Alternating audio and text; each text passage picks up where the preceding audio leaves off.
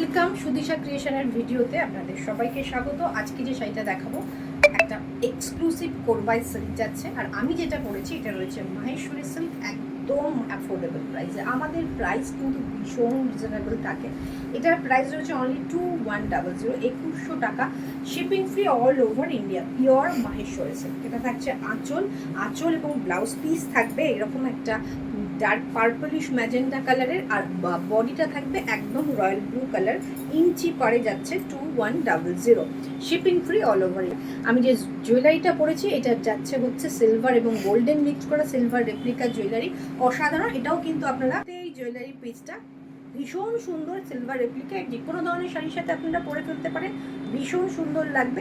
আমি একটু ক্লোজ থেকে দেখাই এসে, এটা ভীষণ সুন্দর দেখতে, অসাধারণ দেখতে, উইথ ইয়াররিংস। এটার প্রাইস রয়েছে 1400, শিপিং ফ্রি থাকছে ওয়েস্ট বেঙ্গল, আর শাড়ির সাথে নিলে যে কোনো জায়গায় শিপিং ফ্রি হয়ে যাবে।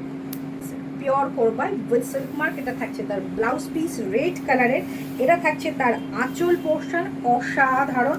আমি সিঙ্গেল ফোল্ডেই দেখাই। আর এইটা থাকছে হচ্ছে বডিটা, অসাধারণ একটা বটল গ্রিন না, লিভ গ্রিন এবং ব্লুর একটা কম্বিনেশনের একটা শাড়ি, অসাধারণ। ড্রেপিং লুকটা দেখাবো, ভীষণ একটা সুন্দর শাড়ি, অসাধারণ, পিওর কোরবাই সিল্ক, দুর্দান্ত। আমি পুজোতে ইয়েলো অ্যান্ড পিঙ্কের একটা শাড়ি পরেছিলাম, অনেকেই জিজ্ঞেস করেছেন কী শাড়ি, সেটা ছিল কোরবাই। এই শাড়িরই শাড়ি, কিন্তু কোরবাইয়ের একটা বিশেষত্ব হচ্ছে কোরবাই সিঙ্গেল পিস হয়, এই শাড়িটার সেকেন্ড পিস কিন্তু আপনারা পাবেন না। যেরকম পাট্টুর ক্ষেত্রে হয়, এটার ক্ষেত্রেও কিন্তু সেম ব্যাপারটা হয়।